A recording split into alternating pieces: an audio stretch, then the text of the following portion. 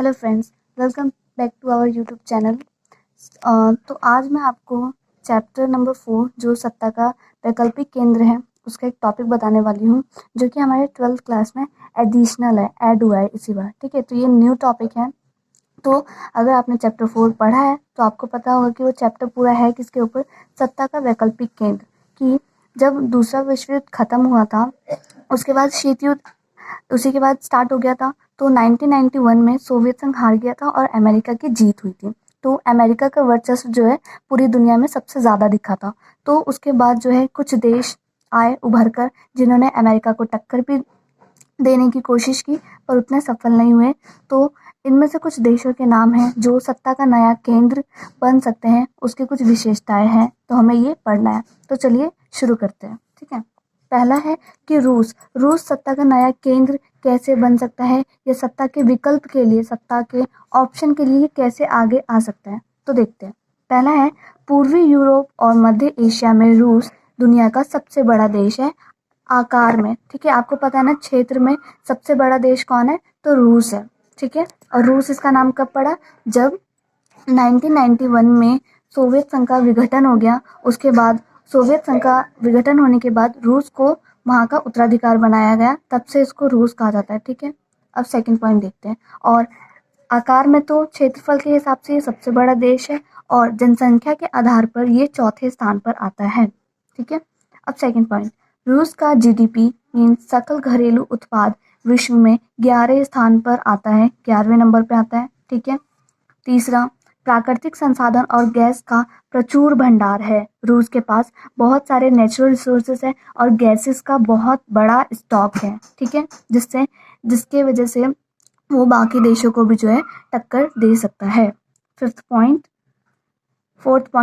परमाणु संपन्न देश है और हथियारों का बड़ा स्टॉक है। रूस जो देश है वो परमाणु संपन्न है। ठीक है, और उसके पास बहुत सारे हथियार भी अवेलेबल है। ठीक है, फिफ्थ पॉइंट, संयुक्त राष्ट्र सुरक्षा परिषद का स्थायी सदस्य है, और रूस के पास जो है संयुक्त राष्ट्र आपको पता ही होगा, उसमें जो सुरक्षा परिषद उसका अंग है संयुक्त राष्ट्र का।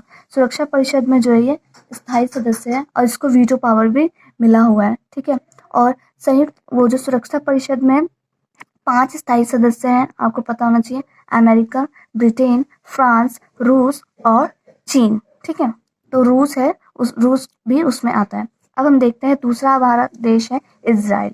ये भी सत्ता का नया केंद्र है। ठीक है, देखते हैं। एक तकनीकी रूप से शिक्षित देश, तो इजराइल का क्या है कि इजराइल में जो है बहुत अच्छी लोगों को जो है बहुत अच्छी टेक्नोलॉजी की टेक्निकल नॉलेज जो है बहुत अच्छी है, जिसकी वजह से वो आगे बढ़ रहा है। दूसरा, अर्थव्यवस्था इलेक्ट्रॉनिक्स एवं संचार तकनीक आधारित उद्योग से युक्त है। तो वहाँ का जो अर्थव्यवस्था है और अर्थव्यवस्था जो है इलेक्ट्रॉनिक्स और संचार तकनीक मीन्स इलेक्ट्रॉनिक वे और कम्युनिकेशन वे जो है वहाँ पे बहुत अच्छा है, और उसकी अर्थव्यवस्था जो है इसी के आधार पर काम करती है। थर्ड पॉइंट, 2019 में ब्लूमबर्ग इनोवेशन इंडेक्स के द्वारा इजराइल को 5वां स्थान दिया गया। और ये ब्लूमबर्ग इनोवेशन इंडेक्स क्या करती है, देखती है कि किस देश ने ज़्यादा जो है इनोवेशन किया है, उसके आधार पर जो है उनको रैंक्स देती है। ठीक है, तो इन्होंने जो है 2019 में इजराइल को इसमें जो है 5वां स्थान मिला है इनोवेशन करने के लिए। ठीक है, फोर्थ पॉइंट, वैकल्पिक ऊर्जा स्रोत, सौर ऊर्जा जो ऊर्जा का स्रोत है के लिए नवीनतम तकनीकी विकसित, इन्होंने बहुत ही न्यू जो है टेक्निक्स निकाली है, जिससे कि सोलर एनर्जी जो पता ही होगा आपको। ठीक है, सूर्य की किरणों का इस्तेमाल करके जो है एनर्जी जनरेट करते हैं, उसका इस्तेमाल जो है इसने बहुत ही नए ढंग से किया है।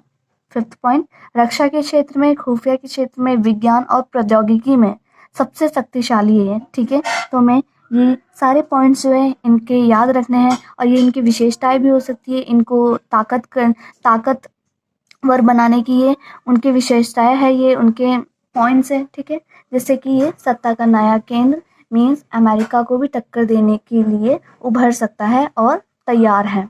ठीक है, तो आज के वीडियो में बस इतना ही। उम्मीद है आपको वीडियो अच्छी लगी होगी। अगर आपको वीडियो अच्छी लगी तो लाइक कीजिएगा, चैनल पर अगर नए हो तो सब्सक्राइब कर देना, और अगर कोई आपको डाउट हो तो आप कमेंट कर देना। Thank you very much.